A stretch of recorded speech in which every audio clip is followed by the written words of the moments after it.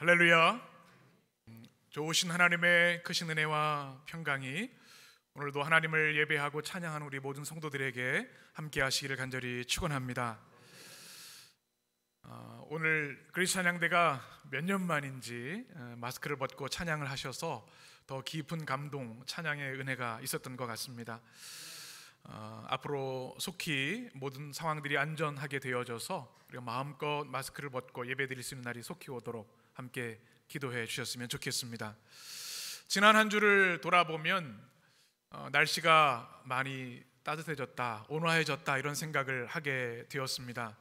지난주 교회에 있으면서 우리 부목사님 두 분과 함께 식사를 하고 우리 마을을 한번 걸은 적이 있습니다.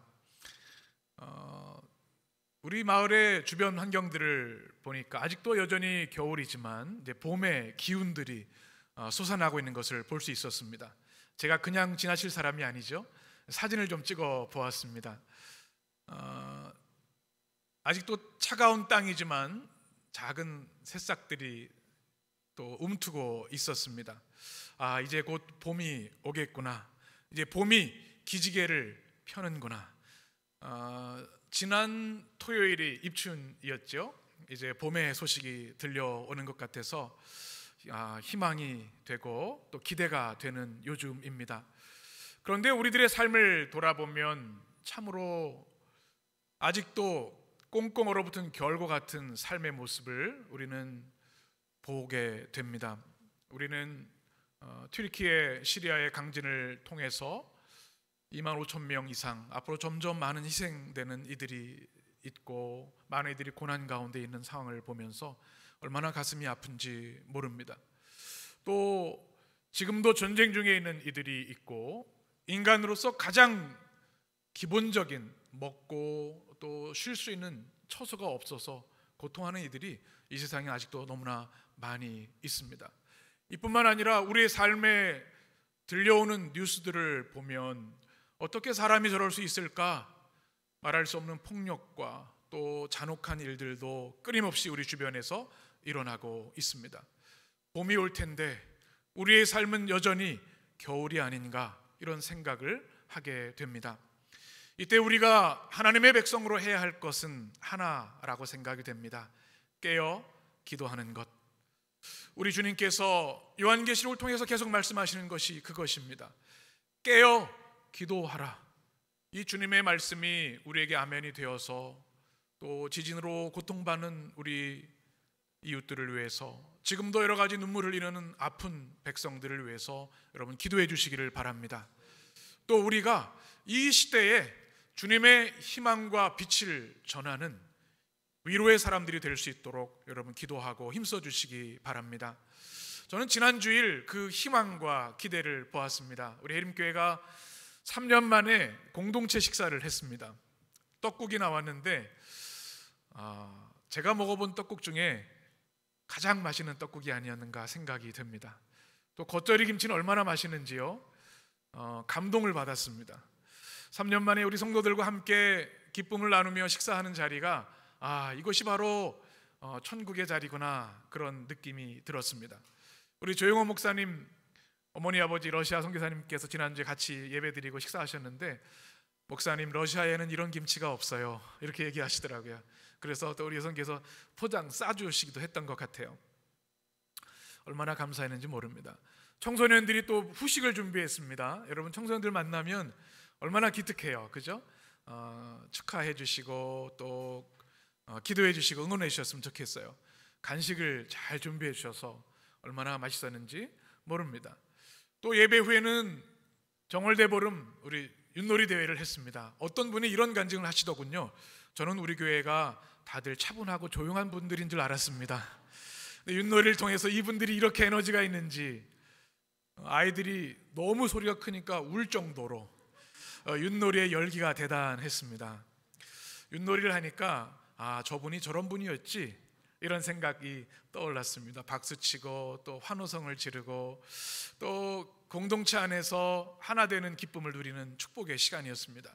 남선교에서 얼마나 잘 준비해 주셨는지 대한축구협회 임원들처럼 체계적으로 윷놀이를 잘 준비해 주시고 진행해 주셨습니다. 또 끝나고 나도 저도 이렇게 간식, 또 피자와 또 간식을 준비해 주셔서 온종일 우리 천국을 경험하는 축복의 날이었습니다.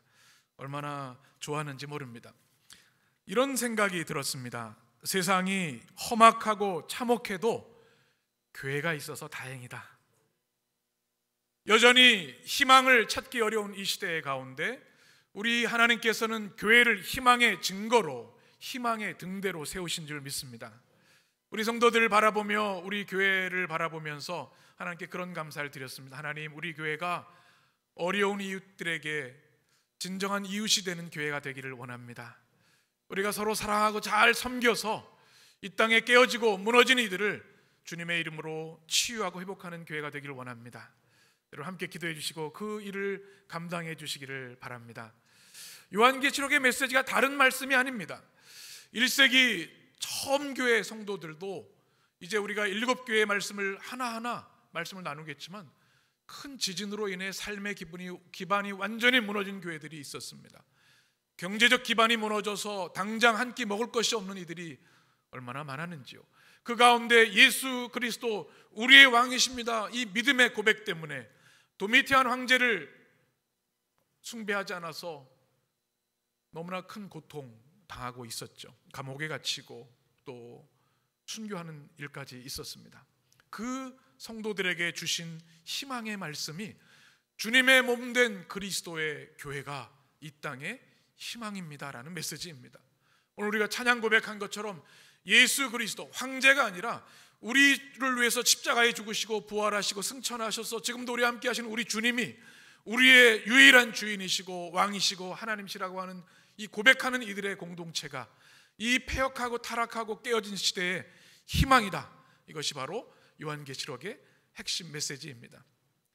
우리가 그 주님의 희망으로 살아가는 교회 되기를 간절히 축원합니다.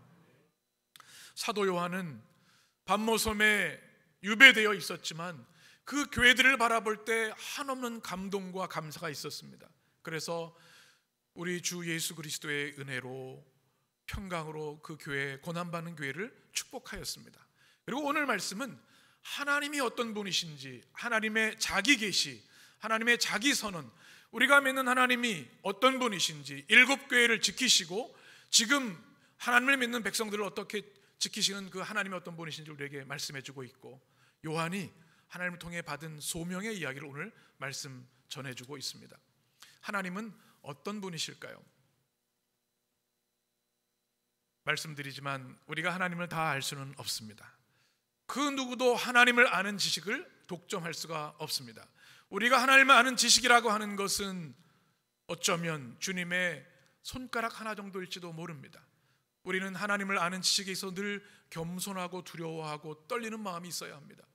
우리가 알 수 있는 방법은 주님이 보여주셔야만 알 수 있고 말씀해 주셔야만 알 수 있습니다. 오늘 말씀 8절에 보면 우리 주님께서 직접 내가 누구인지 말씀해 주시는데요, 우리 8절 말씀을 같이 읽겠습니다. 주 하나님이 이르시되 장차 올 자요 전능한 자라 하시더라. 아멘.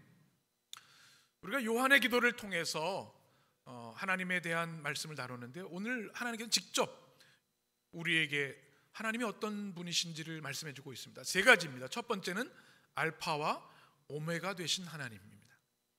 여러분, 알파와 오메가 뭔지 아시죠?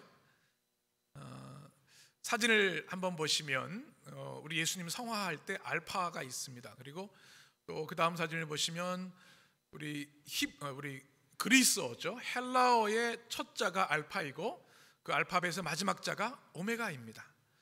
하나님이 알파와 오메가 되신다. 이게 무슨 뜻일까요? 유진 피터슨 목사님, 탁월한 영성가이시고 성경 언어학자이신 그분은 그의 책에서 알파와 오메가 되신 하나님을 이렇게 설명하였습니다. 헬라어 알파벳에서 알파는 첫 글자이고 오메가는 마지막 글자다. 알파와 오메가 사이에 모든 글자가 있다. 어떤 것을 기록하든지 알파벳 글자들을 사용하게끔 되어 있다. 하나님은 알파벳의 모든 글자다. 기록된 모든 것은 하나님이 누구이신지 하는 데서 온다. 스스로 완전하신 하나님이 우리에게 자신을 계시하셨고 이제 그 계시가 완성되었다. 시작에는 끝이 따르는 법이다. 처음과 마지막이 우리 앞에 있다. 이 성경 언어학자인 이 유진 피터슨 목사님은 알파 오메가를 이렇게 설명해 주었습니다. 알파 오메가 안에 우리가 다 있고 세상이 있는 거죠. 하나님이 모든 존재의 근원이시라는 말씀이고요, 또 하나님이 시작하시는 분이실 뿐만 아니라 끝내시는 분이 하나님이시라는 말씀입니다. 이것은 굉장히 엄중한 하나님에 대한 선언이십니다. 그리고 처음과 나중이라고 하시는 말씀은 창세 이전에 영원 전부터 계셨고 영원까지 계시는 하나님은 오직 하나님 한 분이시라는 말씀입니다. 우리는 때로 착각할 때가 있습니다. 우리가 시작하고 우리가 끝을 낸다는 생각이지요. 물론 우리가 어떤 일을 계획할 때 시작을 합니다. 끝을 내기도 합니다. 그러나 우리의 인생, 우리 인류의 역사, 누가 시작하시고 누가 끝을 내실까요? 바로 전지전능하신 하나님이 그렇게 하십니다.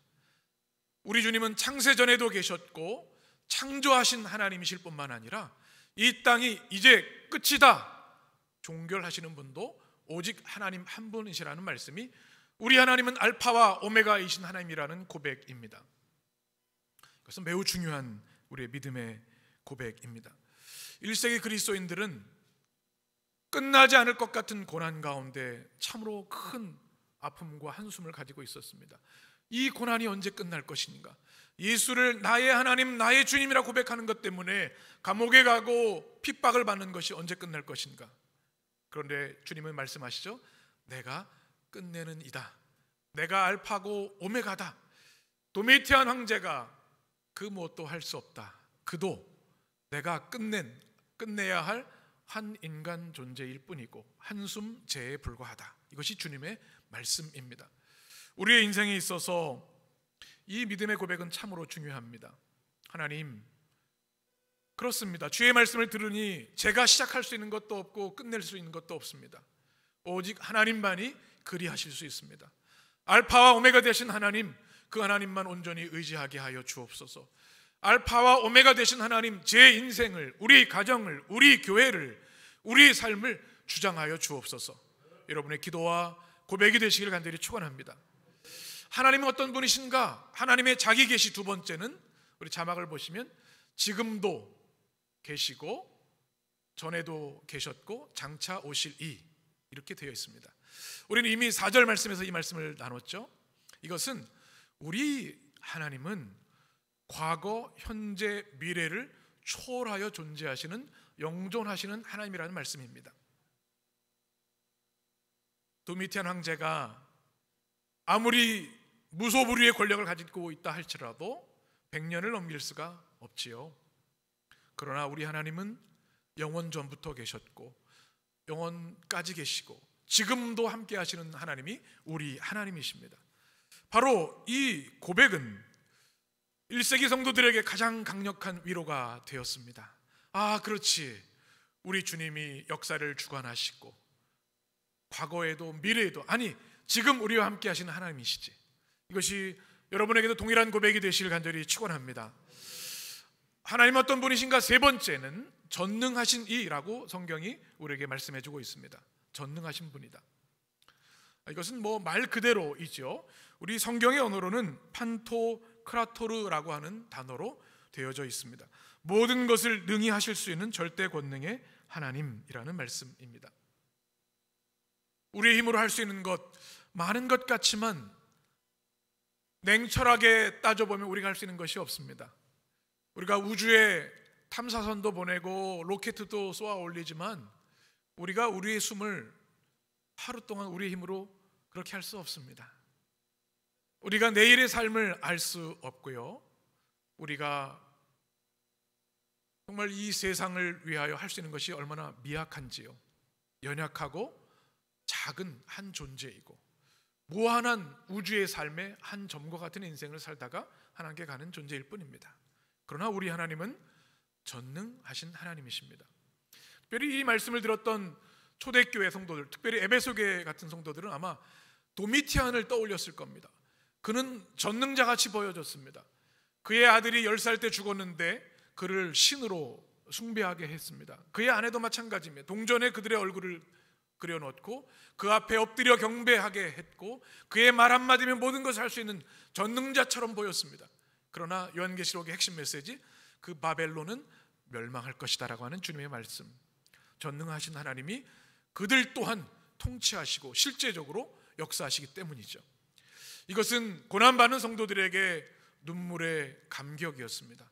그렇지, 도미티안 황제가 아니라 우리가 믿고 사랑하는 우리 주 예수 그리스도, 우리를 위해 아기로 오시고 우리를 위해 고난받고 십자가에 죽으시고 부활하시고 승천하셔서 지금 우리와 함께 하시는 그분이 전능하신 하나님이시지, 불가능이 없으신 분이시지. 이 믿음이 그들은 고난받는 상황 가운데도 하나님을 찬양하고 견고하게 믿음 안에 설 수 있었던 믿음의 비결이었습니다. 우리에게도 이 믿음이 있게 되기를 원합니다. 스바냐 3장에서 이렇게 말씀하는데요, 같이 읽겠습니다. 너의 하나님 여호와가 너의 가운데 계시니 그는 구원을 베푸실 전능자이시라.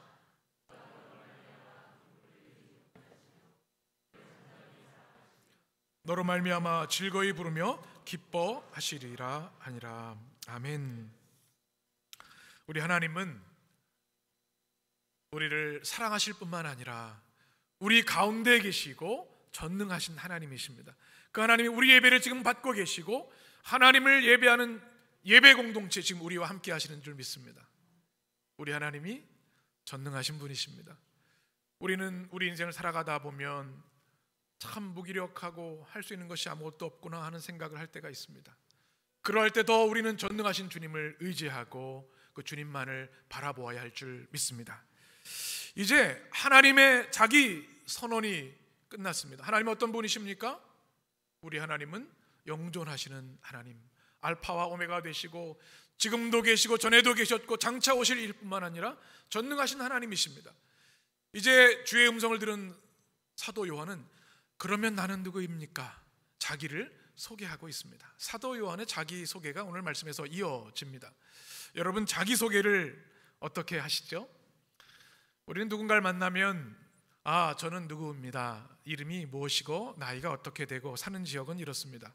좀 더 관계가 깊어지면 제 고향은 어디고요, 저는 좋아하는 게 이런 것들입니다. 이렇게 자기를 소개합니다. 자기소개가 참 중요합니다. 이 기업들도요, 자기소개가 중요하죠. 그래서 프레젠테이션을 합니다. 우리 기업은 이런 기업입니다. 소비자들에게 또 국민들에게 이미지를 심어주죠. 그걸 통해서 또 좋은 일을 하고 또 선한 영향력을 끼치고 이익도 창출합니다. 자기소개는 참 중요합니다. 여러분은 스스로를 어떻게 소개하시는지요? 제가 기억에 나는 한 장로님이 계십니다. 그분께서 저에게 명함을 하나 주셨었는데, 예전에 섬겼던 교회인데 이름이 딱 있어요. 누구누구, 그리고 어느 회사 직급이 딱 있습니다. 그 다음에 교회 어느 교회 장로 딱 써 있어요. 아주 명함이 깔끔합니다. 다른 게 별로 없어요. 이거 장로님이라고 이렇게 쓰시기가 쉽지 않으셨을 텐데 어떻게 그렇게 명함에 쓰셨어요? 그랬더니 목사님이 이 사업을 하다 보니까 접대 받을 일이 너무 많습니다. 술자리도 있고. 그런데 제가 이 장로라는 걸 밝히지 않으면 참 괴롭고 주님께 불충하게 여겨져서 아예 초장에 저는 어느 교회 장로입니다, 이걸 밝힙니다. 그랬더니 이제 사업장들이, 많은 사람들이 인식이 많이 변했대요. 그럼 카페에 가서 회사 얘기를 하신다고 하더라고요. 그래서 자신을 밝히니까 얼마나 좋은지요.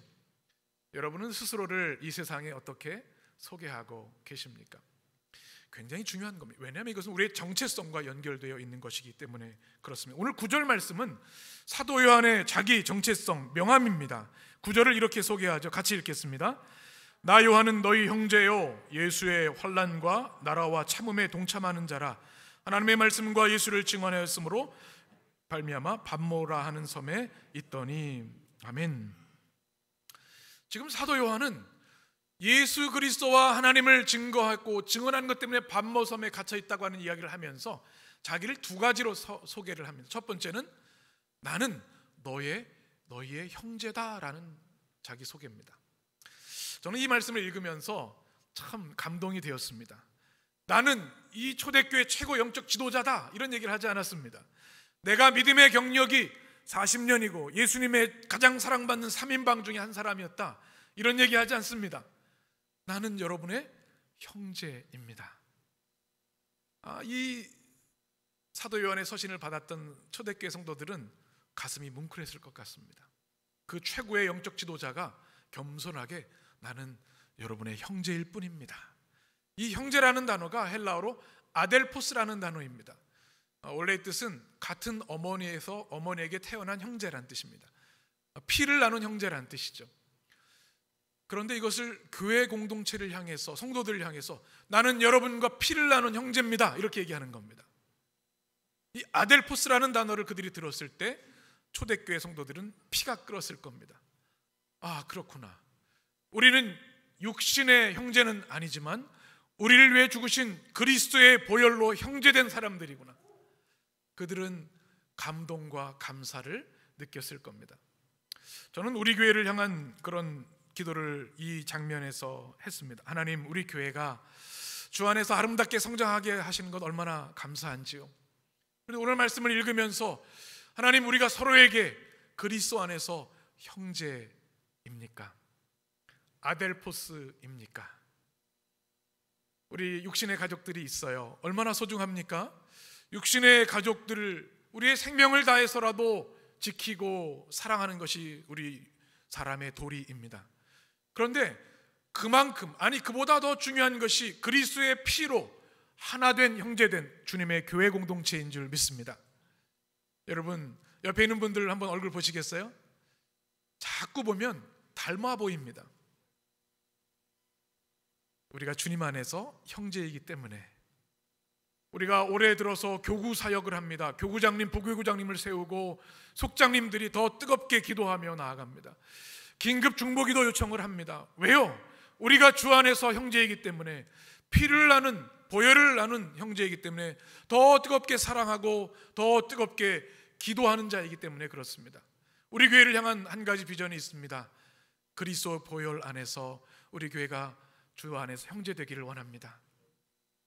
제가 지난 설 명절 지나고 그런 마음이 들었습니다. 제가 이제 8년차 목회인데 한 주 안 뵈니까 성도들이 너무 보고 싶은 거예요. 육신의 형제들을 만났지만 아마 그런 고백이 있으실 것 같아요. 우리 교회에 오시면 가족 같은 마음이 듭니다. 우리 어린아이부터 청소년, 청년, 우리 장년에 이르기까지 우리 교회가 여러분은 나의 형제입니다. 그리스도의 피를 나눈 사랑하는 형제입니다. 여러분의 고백이 되시기를 간절히 축원합니다. 두 번째 사도 요한의 자기소개는 동참하는 자입니다. 그냥 아무 관계없는 형제가 아니라 함께 무언가에 참여하는 사람이라고 하는 이야기인데요, 오늘 말씀 9절 말씀을 같이 보시면 이렇게 되어 있습니다.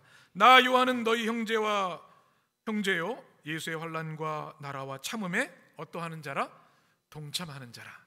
그러면서 세 가지의 동참함을 말하고 있죠. 처음에는 무엇입니까? 오늘 말씀을 보게 되면 바로 환난에 동참하는 자다라고 말씀하고 있습니다. 환난이라는 단어가 성경의 오늘은 들립세이아라는 단어입니다. 이 포도즙 틀에 포도를 넣고 포도즙을 짜기 위해서 쥐어짜는 겁니다. 근데 우리 고난이 얼마나 힘든지 사람을 그 안에 넣고 쥐어짜는 것 같은, 말로 표현할 수 없는 고통, 고난, 이것을 환난, 들립세이아라고 얘기를 합니다. 사도 요한은 영광스러운 자기의 사도성을 주장하지 않고 나는 여러분과 함께 고난받는 사람입니다. 환난받는 사람입니다. 나는 환난에 참여하는 사람입니다. 소개하고 있는 것이죠. 감동이 됩니다. 여러분, 최고의 연대와 공감은 함께 고생하는 데서 옵니다. 그래서 가정이 단단해지려면요, 어려울 때 함께 고난을 감당해야 합니다. 때로 우리는 자녀들이 이 고난을 좀 안 당했으면 해서 열애시키는 경우가 있는데 아닙니다. 우리 자녀들도 고통을 같이 지어야 진정한 가족이 되는 겁니다. 교회도 마찬가지입니다. 교회가 다 잘 되고 어려움이 없을 때 교회의 연대는 그리 강하지 않습니다. 그러나 교회 위기 상황이 닥치고 어려움이 닥치면 눈물로 기도하게 되고 서로 하나가 됩니다. 똘똘 뭉치게 되는 거죠. 고난이, 환난이 우리를 주 안에서 연대하게 하고 하나 되게 하는 것이죠. 그래서 우리는 함께 고생하고 함께 환난에 참여하는 것을 기뻐해야 합니다. 저는 우리 교회가 그런 교회 되기를 원합니다. 가장 힘들고 어려운 일, 그 누구도 뒷짐지지 아니하고 팔을 걷어붙이고 함께 하는 것이 교회이어야 합니다. 주님이 우리를 위해 고난받으시고 십자가에 죽으셨기에 우리는 그 고난에 동참하는 것이 사도 바울의 고백처럼 나의 기쁨이고 나의 영광이기 때문에 그렇습니다. 에베소서 3장에 이렇게 말씀하죠. 우리 에베소서 3장 13절 같이 읽겠습니다. 그러므로 너희에게 구하노니 너희를 위한 나의 여러 환난에 대하여 낙심하지 말라. 이는 너희의 영광이니라. 아멘. 무엇이 영광이에요? 환난을 당하는 것. 왜요? 주를 위한 것이기 때문에 역발상이 되는 거죠. 고난받는 거 좋아하는 사람이 없어요. 그러나 그것이 우리 주님과 주님의 피값으로 사신 교회를 위한 것이라면 나의 영광입니다. 이것이 바울의 고백입니다. 디모데후서 2장에 이렇게 말씀하죠. 같이 읽겠습니다. 너는 그리스도 예수의 좋은 병사로 나와 함께 고난을 받으라. 아멘. 고난을 받으라고 말씀하고 있어요.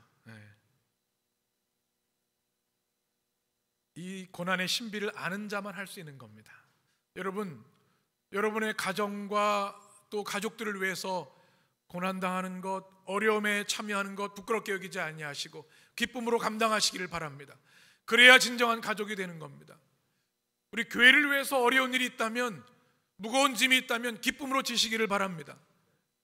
그것이 주님의 교회이기 때문에 그렇습니다. 우리 주님이 요한복음 16장에서 이렇게 친히 우리에게 말씀하십니다. 같이, 이것을 너에게 이르는 것은 너희로 내 안에서 평안을 누리게 하려 함이요 세상에서는 너희가 환난을 당하나 담대하라. 내가 세상을 이겼노라. 아멘. 우리 주님이 세상을 이기셨습니다. 그 환난에 동참하는 이도 이기는 자가 될 것입니다. 그러니 주님의 고난, 우리에게 닥친 고난을 두려워하지 마시고 담대한 믿음의 성도들, 그래서 사도 요한처럼 환난을 기쁨으로 동참하는 여러분 되시길 축원합니다. 두 번째, 무엇에 참여합니까?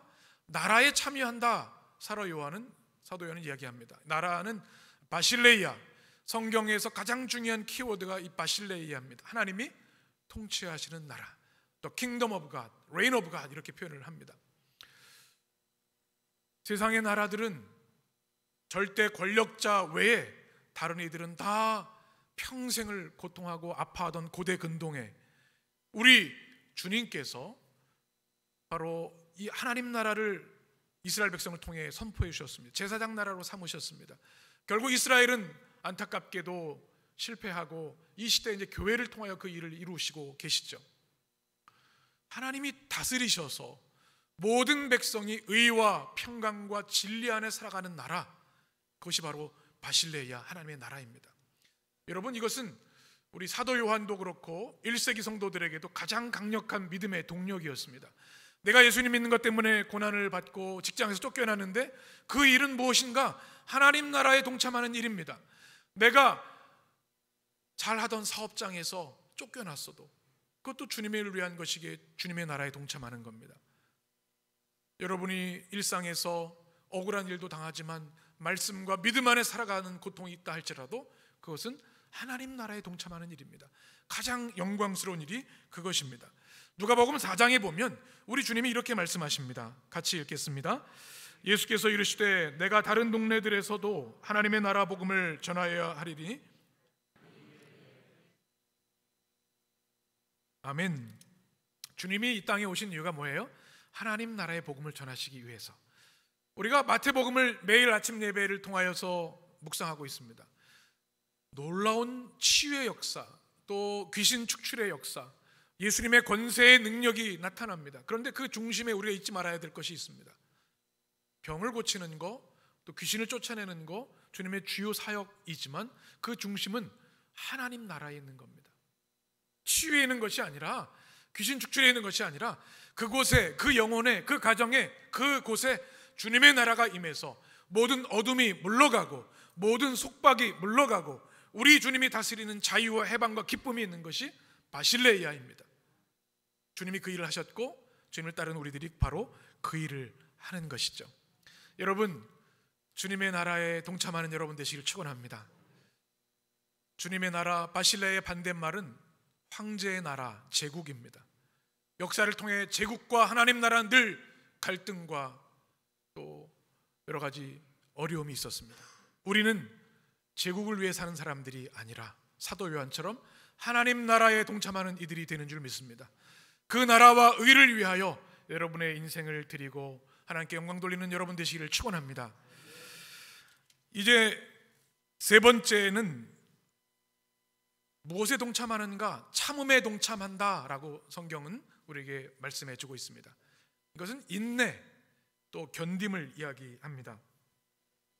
저는 이 말씀을 묵상하면서 이런 생각이 들었습니다. 야, 사도 요한이 참 멋진 리더다. 리더가 무엇의 모범이 되어야 될까요?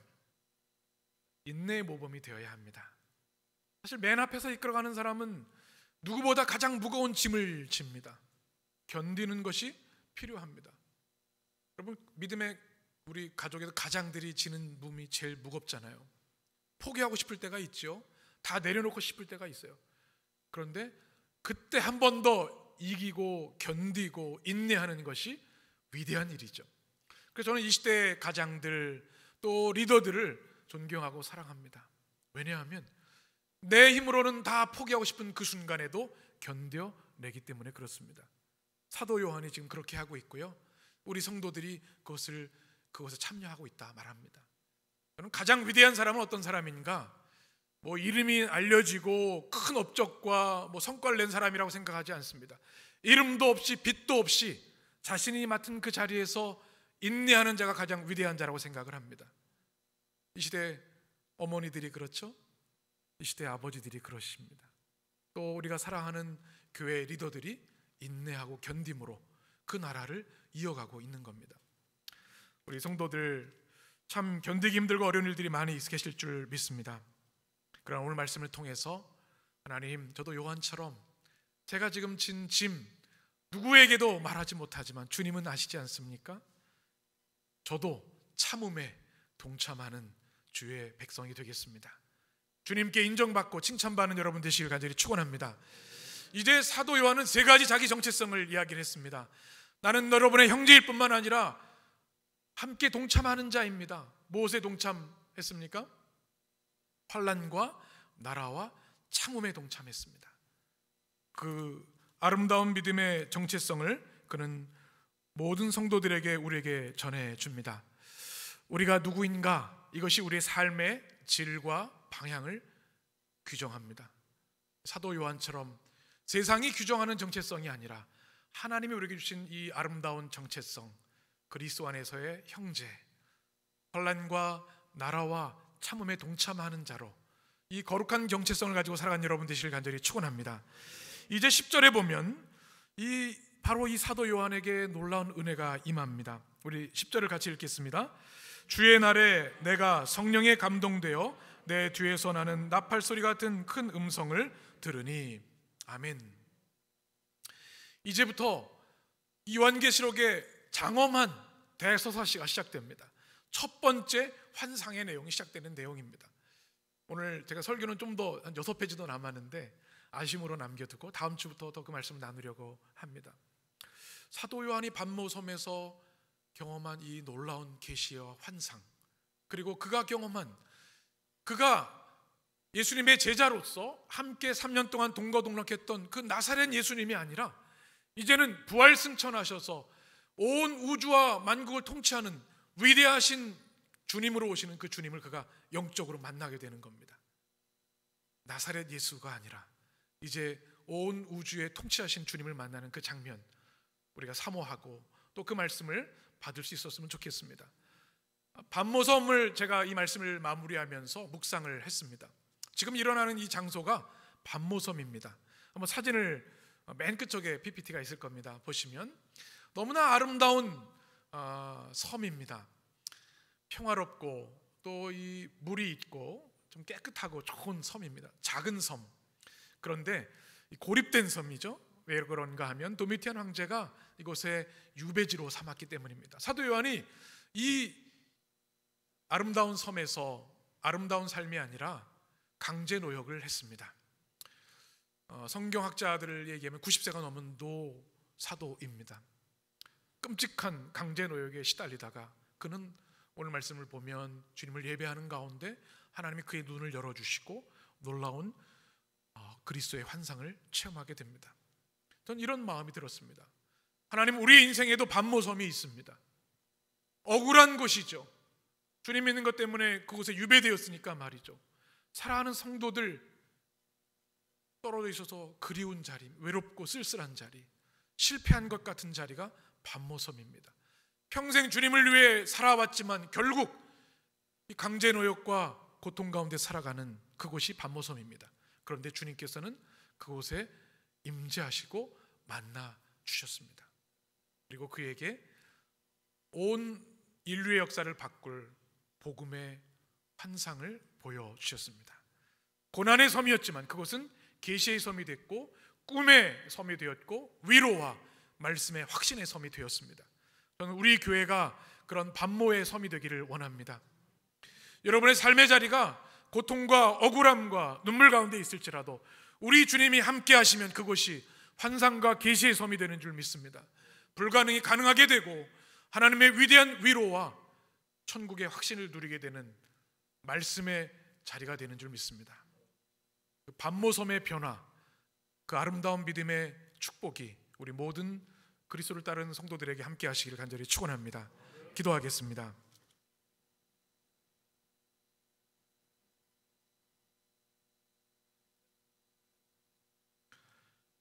존귀하신 하나님, 오늘 말씀을 통하여 하나님이 어떤 분이신지 말씀하여 주시니 감사합니다.